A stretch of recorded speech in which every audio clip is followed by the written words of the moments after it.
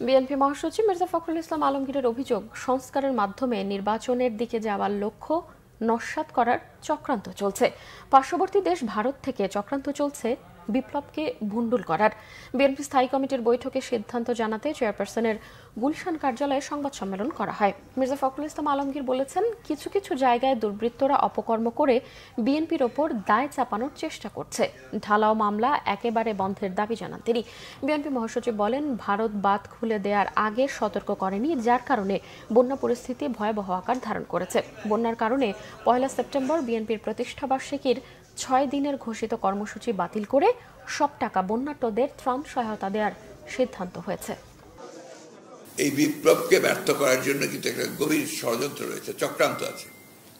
আপনারা লক্ষ্য করে দেখবেন যে বিদেশ থেকে, বিশেষ করে পার্শ্ববর্তী বিশেষ ভারত থেকে এমন কতগুলো প্রচারণা চালানো হচ্ছে, যে প্রচারণাগুলোর দিকে যেন বাংলাদেশের যে বিপ্লব সেটাকে তারা নস্যাৎ করতে চায়।